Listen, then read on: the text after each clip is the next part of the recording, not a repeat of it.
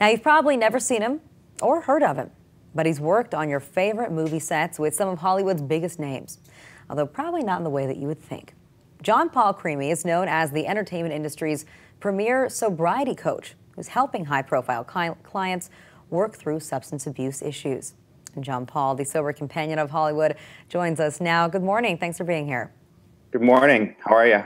I'm great. I'm curious. Tell us what a sober coach or a sober companion really is. Everything, really. I mean, you can do anything from make somebody breakfast to take them through a meditation, help them work out, talk through difficult feelings they might be having. It runs the whole gamut. So it sounds like it's just a support system for whatever the person needs. Well, explain to us a little bit about your own personal journey. You know, how it is that you went from acting to being a sobriety coach.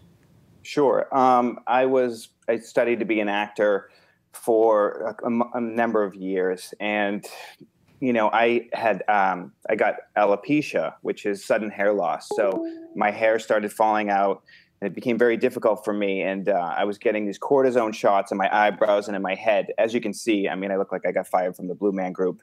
But so eventually, it was really difficult. I lost all my hair, and during that process, I was taking Vicodin to deal with the shots, and then I just started eating it all the time to basically not deal with the feelings, because it's also an emotional pain blocker. So, you know, I went through my own struggles, and I had alcoholism and drug addiction, you know, when I was younger as well. So it's that kind of experience when you struggle with it yourself that really is what helps you bring the most to being a sober companion. Was there one moment, you know, that you felt like was your biggest learning experience, one that contributed the most to what it is that you felt like you then had to give to others? Yeah, I mean, it's funny. When I got sober, I had really low self-esteem, and the article talks a little bit about this. And when I learned that when you have low self-esteem, you do esteemable acts. And I started with Big Brothers, which was amazing, and helping this young man and taking him to museums and playing paintball with him and doing all this fun stuff. And it was really an eye-opening experience for me. It was the first thing I'd ever done, I think, to really help somebody else that I wasn't getting anything in return. And then I helped some other people in sobriety. And I helped a guy that I watched for 6 years struggle, that I never thought was going to get sober. And when he got sober, it changed my life. And I get choked up just thinking about it. It was profound, because I didn't think he would get sober.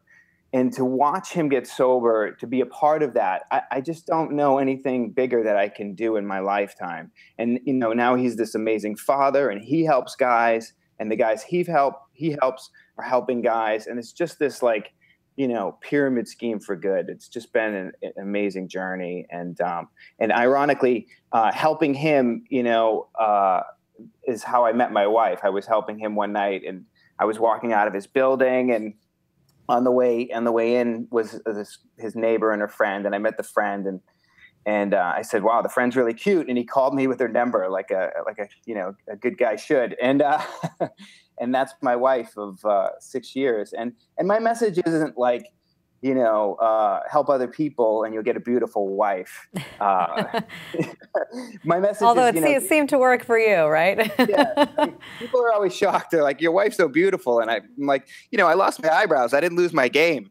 So anyway, my message is help other people, and you don't know what's going to be put in your life. Because when I sit home and do what I want to do, which is, you know, be on the internet with Huffington Post and binge watch Netflix, like, nothing comes into my life. I got to get out in the world, and I got to help people and get out of myself. And that's the biggest thing that I've learned, is like, by helping other people, it takes me out of myself. It takes me out of my problems. Right. Well, the people that you help, as we mentioned too, are often in the entertainment industry. They are high-profile celebrities and individuals. And so, you know, what specifically too do you have to do to adapt to their lifestyle and their needs in order to help them? Yeah, that's a great question. I don't just help celebrities, but it is mainly what I do. And the thing is, with celebrities, it's more challenging. You know, you have to jump into somebody's life, and you're with them 24/7. And they, you know, people will go, oh, they have everything. They're rich, they're famous, they're beautiful. And it's often more challenging when you have all that stuff and you still don't feel good about yourself, or you feel the need to use drugs and alcohol to feel good about yourself, I should say. So it's even more of a mind game when you have all this stuff that you think is going to make you happy, and that everybody around you thinks, oh, you should be happy, you have everything, and you're not. And you know, and it's even harder because they don't know who they can trust, and who really cares about them, or who's just trying to take advantage of them. So you know, to jump into someone's life like that, the first thing I have to do is let them see who I really am and establish that kind of trust. And the only way you can do that is to be really honest with people, and be vulnerable and let them see who you really are.